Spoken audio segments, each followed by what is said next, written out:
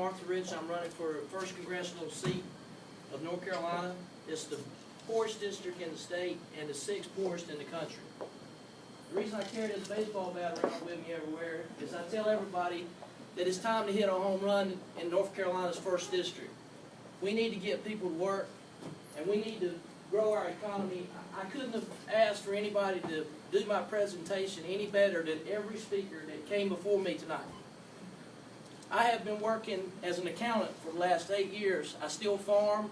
I still do a little bit of farming in the summertime. I've worked all my life trying to build something that would make our country better, make myself better, make my community better. And the time we live in America today is discouraging for a lot of our young people. And we need to bring happiness back to our country. When you go around all over, people don't seem, they're worried. When I go over to 1st District, there's 24 counties in this district. I've driven over 31,000 miles since January. I was in Martin County a few months back, and a young lady was just getting off work. It's on a Wednesday. She only had $3.26 worth of money to buy a little bit of gas to get her to payday. And I told her, I said, I'm running for U.S. Congress because I want you to get to payday with no problem about running out of money. I want to give you a job where you don't have to worry about having to work 2 or 3 jobs just to keep your bills paid. I have some plans to do that. If you'll go to my website, Arthur Rich for Congress, you'll read some of my plans. And I'm going to share one with you tonight that's been out for about 6 years that the Home Builders Association has even backed up a few years back. How many of you know Jerry Howard, the president of the National Home Builders Association in Washington, D.C.? I'm actually a pretty decent friend of his. And I asked him to come to North Carolina to help me do a campaign here. And his schedule is really packed, but he said he would do it if we could get the Home Builders Association in Eastern North Carolina to come or put it together, because he's got to do it, and he's got to go through the state level to be able to make it happen. But 6 years ago, I came up with a program because I had a lot of clients that was affected because of the economy and all the foreclosures. Okay? So I sat down with one of my contractors, and I told him, I said, why don't we do this? I said, why don't we go back to when the problem started with the banks making all these bad loans? And I said, why don't we allow every taxpayer to deduct the down payment on their home? The down payment. And he said, wow. He said, I've never thought about that before. He said, you got something there. So he got in touch with some of the realtors and home builders that he knew in Eastern North Carolina. And man, they thought, man, they went crazy about this thing. They went crazy. They loved the idea. The North Carolina CPA Association, they did a tax policy study on it. It could work. And then I started getting it to all their state representatives. Richard Burr's office was the first office to respond.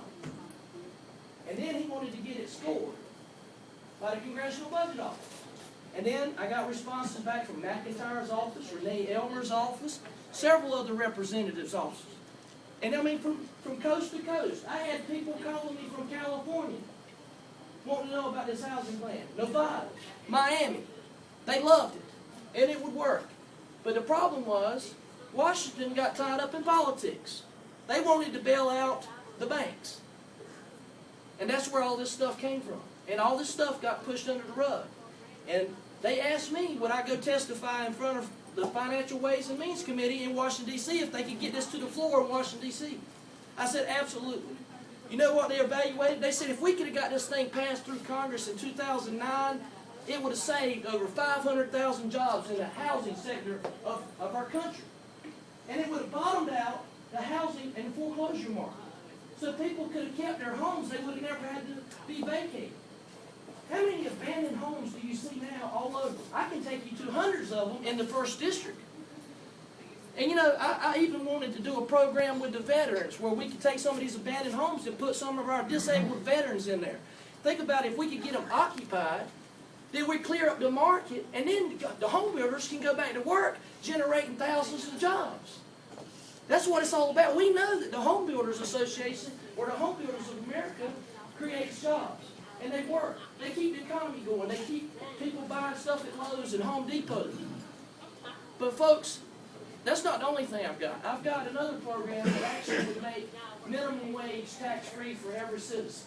Instead of us sending our money to Washington, D.C., I want us to keep our money in North Carolina, and we can stimulate the economy here ourselves, because like they said earlier, who can spend our money better than us? The government can't, because like the gentleman said, a lot of it gets wasted. So please go to my website, arthurrichforcongress.com, and I would love for you to help me go to Washington and hit some home runs. And let's, like I tell everybody, I graduated from ECU, and it's time to put a pirate in Washington so we can bring the gold back to Eastern North Carolina. So look, thank you so much. I know you needed to laugh because I know it's been a long evening, but thank you so much for doing this, and I would love to have your support and your vote on November the 4th. God bless you all.